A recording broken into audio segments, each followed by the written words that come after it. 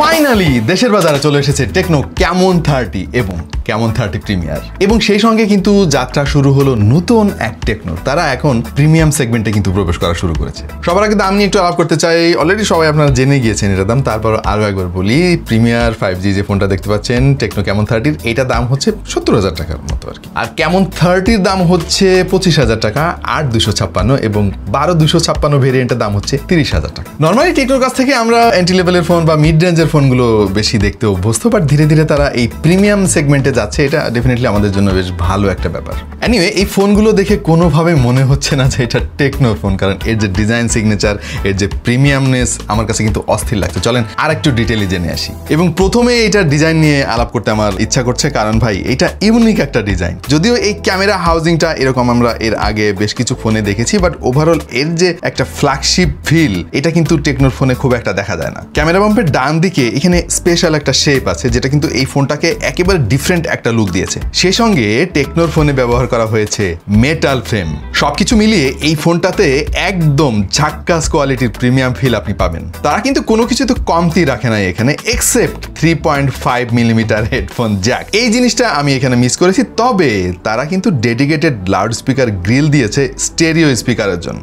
সেই সঙ্গে সারপ্রাইজ হিসেবে রয়েছে একটা আইআর ব্লাস্টার। পার্সোনালি আর একটা ব্যাপার আমার কাছে জোস লাগছে ভাই, আর সেটা হলো এর যে ভলিউম রকার সেটা তারা বাঁ দিকে দিয়েছে। ডান দিকে থাকাতে যেটা হতো পাওয়ার বাটনের সঙ্গে কনফিউজড হয়ে বারবার কিন্তু ভুল হতো, যেটা নর্মালি আইফোন সহ আরো বেশ কিছু ব্র্যান্ড করে থাকে। জিনিসটা আমি অ্যাপ্রিশিয়েট করি। ফোনটার আরো যে জিনিসটা আমার কাছে ভালো লেগেছে সেটা হচ্ছে এর ব্যাক পার্ট। টেকনো এটাকে বলছে টেকনিক্যাল আর্ট লেদার। জিনিসটার নাম যাই হোক না কেন ভাই আমার কাছে খুব ভালো লাগছে। তার কারণ হচ্ছে এখানে হাতের ছাপ খুব একটা দেখা যায় না, তাছাড়া বেশ ভালো গ্রিপ পাওয়া যায় হাতে।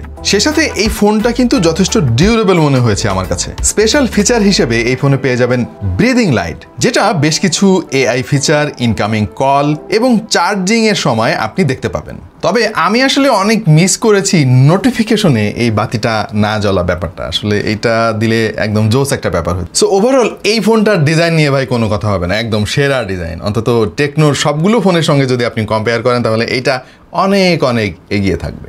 যেমন অনেক অনেক এগিয়ে থাকবে এই ফোনের ডিসপ্লে ভাই। 6.77 ইঞ্চির একটা 1.5K এলটিপিও অ্যামোলেড ডিসপ্লে তারা দিছে, যার রেজলিউশন হচ্ছে 1264x2780, সাথে 120 হার্জের রিফ্রেশ রেটও আছে। এবং এই ডিসপ্লেটা জোস ভাই, জোস। 1400 নিট হচ্ছে এটার পিক ব্রাইটনেস। আরো যে জিনিসটা ভালো লাগছে এর ডিসপ্লের, আর সেটা হচ্ছে ভাই খেয়াল করে দেখেন এর বেজেল কি পরিমাণে কম, মানে ডানে বায়ে ওপরে নিচে সব জায়গায় প্রায় একই রকম বেজেল দিয়েছে তারা। নর্মালি অ্যান্ড্রয়েড ফোনে এইরকম সিমেট্রিক্যাল বেজেল খুব একটা দেখা যায় না। সেই সঙ্গে ভিভিড এবং ভাইব্রেন্ট কালার পেয়ে যাবেন এবং এটার ভিউইং অ্যাঙ্গেল কিন্তু চমৎকার। আমাদের টেস্টিং এ টাচ সেন্সিটিভিটি নিয়ে আমরা তেমন কোনো ইস্যু পাই নাই, দুর্দান্ত কাজ করেছে। আমি একটু ডিসপ্লে প্রোটেকশন নিয়ে একটু বেশি ওয়ারিড থাকি সবসময়, কারণ ভাই ফোন আমার হাত থেকে প্রায় পড়ে যায়। সো একটু খোঁজখবর নিয়ে জানলাম যে এই ফোনে কিন্তু তারা কর্নিং গরিলা গ্লাস 5 এর প্রোটেকশনও দিচ্ছে। সো ডিসপ্লেতে আমার কাছে মনে হয়েছে এই ফোনটা, সো ডিসপ্লেতে শেষ আসছে না ভাই, শেষ আসছে না ভাই। Out of the box Android 14 পেয়ে যাবেন, এটা একটা ওয়েলকামিং ব্যাপার। সেই সঙ্গে রয়েছে iOS 14। অলরাইট, সফটওয়্যার আপডেটটা একটা ইম্পর্টেন্ট ব্যাপার এবং টেকনোর যারা ক্রেতা রয়েছেন তারা অভিযোগ করেন যে ঠিকমতো সফটওয়্যার আপডেট পান না, বাট টেকনো এবার আমাদেরকে কনফার্ম করেছে যে এই ফোনে কিন্তু পরপর 2টা অ্যান্ড্রয়েড আপডেট একদম গ্যারান্টেড আপনি পেয়ে যাবেন। সেই সঙ্গে সিকিউরিটি প্যাচ আপডেট তো থাকবে। সো আপডেট নিয়ে এবার কোনো প্যারা নাই। এবং iOS কিন্তু ধীরে ধীরে বেশ ভালোই উন্নত করছে নিজেকে, যেটা এই ফোনে আরো একবার আমরা প্রমাণ পেলাম। খুবই লাইট ওয়েট লাগলো আমাদের কাছে, আর হার্ডওয়্যারের সঙ্গে বেশ ভালোভাবে অপটিমাইজ মনে হয়েছে। আমরা এই ফোনে প্রচুর অ্যাপ ইনস্টল করছি ভাই, মানে সামনে যা আসছে তাই ইনস্টল করে দেখছি যে এই ফোনটা কেমন চাপ নিতে পারে, এবং আমাদের টেস্টিং এ বেশ ভালোই ফলাফল দেখিয়েছে। জোস লেভেলের মাল্টিটাস্কিং এক্সপেরিয়েন্স পেয়েছি। ইভেন অ্যাপগুলো দেখেন কত দ্রুত ওপেন হচ্ছে। আরেকটা জিনিস, একটা অ্যাপ থেকে যখন আরেকটা অ্যাপে আপনি সুইচ করবেন দেখবেন খুবই দ্রুততম সময়ের মধ্যে কিন্তু সুইচ করতে পারছে। এটা বেশ ইম্পর্টেন্ট একটা ব্যাপার। তার মানে হচ্ছে ওভারঅল এটা র্যাম ম্যানেজমেন্ট বেশ ভালোভাবে কাজ করছে। আচ্ছা, এবার আসি এই ফোনটার হার্ডওয়্যার নিয়ে, এবং এটাই কিন্তু সবচাইতে বেশি ইম্পর্টেন্ট। আপনি ডিজাইন যেমনই দেন না কেন, ডিসপ্লে যেমনই দেন না কেন, মানে একটা ফোনের প্রাণ হচ্ছে তার হার্ডওয়্যার। এবং এই ফোনে তারা ব্যবহার করেছে ডাইমেনসিটি 8200, একটা 4 ন্যানোমিটার আর্কিটেকচারের চিপসেট, যেটা একটা 5G চিপসেট, মানে হচ্ছে এটা ফিউচার প্রুফ। স্ন্যাপড্রাগনের 8 Gen 1 এর সঙ্গে এর বেশ কিছুটা মিল আছে, যদিও Gen 1টা অনেক অনেক এগিয়ে থাকবে, কিছু কিছু দিক দিয়ে আবার এই প্রসেসরটাও এগিয়ে থাকবে। সো ওভারঅল আমার কাছে মনে হয়েছে যে 70,000 টাকা প্রাইস সেগমেন্টে টেকনো স্পেশালি আর একটু বেটার চিপসেট দিতে পারতো। 12 জিবি র্যাম রয়েছে যেটা LPDDR5X ভেরিয়েন্টের, সেই সঙ্গে 512 জিবি স্টোরেজ যেটা UFS 3.1, এবং সঙ্গত কারণেই এখানে কোনো SD কার্ড স্লট নাই ভাই। মানে আমার মনে হয় না যে 512 জিবির পরে আরও এডিশনাল মেমোরির কারোর দরকার হতে পারে। ফোনটার AnTuTu স্কোরও কিন্তু বেশ ভালো এসেছে, 8,09,152, আর গিগবেঞ্চের সিঙ্গেল করে স্কোর এসেছে 986, মাল্টি করে 3,256। এই টাইপের প্রাইস সেগমেন্টে আমরা যতগুলো ফোনের রিভিউ এর আগে করেছি, খেয়াল করে দেখেন এই ফোনটা কিন্তু দাম হিসেবে বেশ ভালোই স্কোর দেখিয়েছে। এবং টেকনোর নন ফোল্ডেবল ফোনগুলোর মধ্যে যদি আপনি একটু কম্পেয়ার করার চেষ্টা করেন তাহলে চার্টে খেয়াল করে দেখেন এই ফোনটার স্কোর কিন্তু এই মুহূর্তে 1 নম্বরে রয়েছে। আমাদের প্র্যাকটিক্যাল এক্সপেরিয়েন্সও কিন্তু সেই কথাই বলছে, মানে বাটারি স্মুথ এক্সপেরিয়েন্স আমরা পেয়েছি, কোনো ল্যাগ বা হিকাপের দেখা পাই নাই। মানে এটা যে একটা 70,000 টাকা দামের ফোন সেটা আসলে আমরা ফিল করতে পেরেছি। আমরা গেমিংও ট্রাই করেছি এই ফোনটা দিয়ে, পাবজিতে আলট্রা HDR গ্রাফিক্সে এবং আলট্রা ফ্রেম রেটে খেলতে পারবেন। কল অফ ডিউটিতে আপনি ভেরি হাই গ্রাফিক্স দিয়ে ম্যাক্স ফ্রেম রেটে গেমিং করতে পারবেন। জাইরোস্কোপ রয়েছে বেটার কন্ট্রোলিং এর জন্য, এবং আমাদের কাছে মনে হয়েছে যে দাম বিবেচনায় এইটার পারফরমেন্স কিন্তু দুর্দান্ত। মানে যারা গেমিং করার জন্য হলেও এই ফোনটা কিনবেন তারা কিন্তু রিগ্রেট করবেন না। Thanks to its 4 nanometre chipset কোনো হিটিং ইস্যু কিন্তু আমরা খেয়াল করি নাই। অনেক সময় গেমিং এর পরেও কিন্তু হিটিংটা বেশ নর্মালি ছিল, পাশাপাশি ব্যাটারি কনজাম্পশনও কিন্তু নর্মাল ছিল। এইবার টেকনো কিন্তু ক্যামেরায় মানে স্পেশাল ভাই গুরুত্ব দিছে আর কি, এই জন্য টেকনোকে অনেক অনেক ধন্যবাদ। কারণ ক্যামেরা ভালো না থাকলে আসলে মনটা খারাপ হয়ে যায় যে এত টাকা দিয়ে ফোন কিনলাম, ছবি দেখে খুশি হইতে পারলাম না। ভাই একটা ফোনে যখন অনেকগুলো ক্যামেরা থাকে আমরা আসলে কনফিউজড হয়ে যাই, একটা 50, একটা 16, একটা 8 ইত্যাদি ইত্যাদি। বাট তারা যেটা করছে ভাই সবগুলোই 50 মেগাপিক্সেলের সেন্সর দিছে। মানে এর সামনে যতগুলো সেন্সর আপনি দেখতে পাচ্ছেন সবগুলোই 50 মেগাপিক্সেলের। আরও মজার ব্যাপার হচ্ছে সামনে তারা যে ক্যামেরাটা ব্যবহার করছে সেটাও 50 মেগাপিক্সেলের। মেন সেন্সরটা হচ্ছে সোনির IMX890, যেটা লার্জ সাইজ একটা সেন্সর। এই ক্যামেরার সেন্সরে কিন্তু PolarS AI ইমেজ প্রসেসর প্রযুক্তি ব্যবহার করা হয়েছে। আরও রয়েছে একটা AIGC সেন্সর, রয়েছে আলট্রা ওয়াইড সেন্সর, সেই সাথে একটা পেরিস্কোপ টেলিফটো লেন্স। মানে যতগুলো লেন্স তারা ইউজ করেছে প্রত্যেকটাই কিন্তু কাজের সেন্সর। এবং বৃক্ষ তোমার নাম কি ফলে পরিচয়, আমরা ফল দেখে বিশ্বাসী। আমরা এই ফোনটা দিয়ে অনেক অনেক ছবি তুলেছি বিভিন্ন লাইটিং কন্ডিশনে, এবং আমাদের অভিজ্ঞতা বলছে দুর্দান্ত কোয়ালিটির পিকচার আপনি পেতে চলেছেন যদি এই ফোনটা কেনেন। ছবিতে যথেষ্ট ডিটেলে দেখা আমরা পেয়েছি, ডাইনামিক রেঞ্জও কিন্তু যথেষ্ট ভালো। খারাপ দিক খুব একটা খুঁজে পাই নাই। যদি বলতেই হয় তাহলে হয়তো আমি এর এক্সপোজার কন্ট্রোল নিয়ে কিছু কথা বলতে পারি, কারণ কিছু কিছু লাইটিং কন্ডিশনে আমার কাছে একটু ওয়াশড আউট মনে হয়েছে।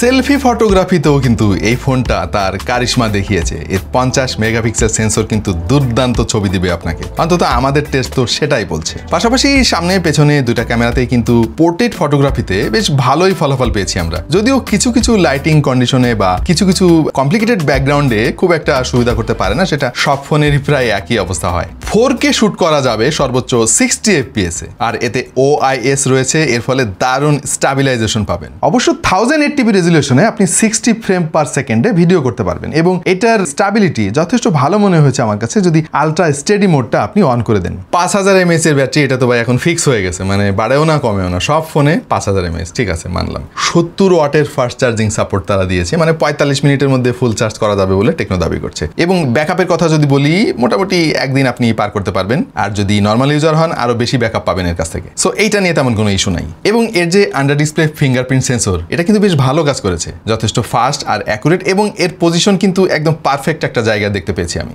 স্টেরিও স্পিকার, যেটা নিয়ে না বললে নয়, এটার স্টেরিও স্পিকারটা কিন্তু আমার কাছে বেশ ব্যালেন্স মনে হয়েছে। মানে নর্মালি অন্যান্য ফোনে আমি দেখি যে একটু ডান দিকে বেশি বা দিকে কম, ওইরকম না, কারণ তারা ডেডিকেটেড লাউড স্পিকার গ্রিল দিছে এখানে। এবং সাউন্ড কোয়ালিটি খুব বেশি ভালো সেটা বলবো না, বাট ওকে, জাস্ট লাউডনেসের একটু ঘাটতি আমি খেয়াল করেছি, আর সব ঠিকঠাক ছিল। কল কোয়ালিটি, ওয়াইফাই রিসিপশন, এগুলো নিয়ে আসলে কথা বলতে চাচ্ছি না, কারণ এত দামি ফোনে এগুলো নিয়ে কথা না বলাই ভালো। আমাদের টেস্টিংয়ে কিন্তু ভালো ফলাফল পেয়েছি। আচ্ছা, আমরা কনক্লুশন টেনে দিই এই ফোনটার ব্যাপারে। অফিসিয়াল প্রাইস তো আপনারা সবাই জানেন 70,000 টাকা, যেটা আমাদের প্রতিবেশী দেশে কিন্তু 40 40,000 রুপি। এখন 40,000 রুপিকে যদি বাংলাদেশি টাকায় কনভার্ট করি তাহলে কিন্তু 55 বা 56,000 টাকার আশেপাশে হয়। এখন তাহলে এটার দাম 70,000 কেন ভাই? আমরা তো টেকনোর কাছ থেকে আরও কম দামে এর আগে ফোন দেখেছি।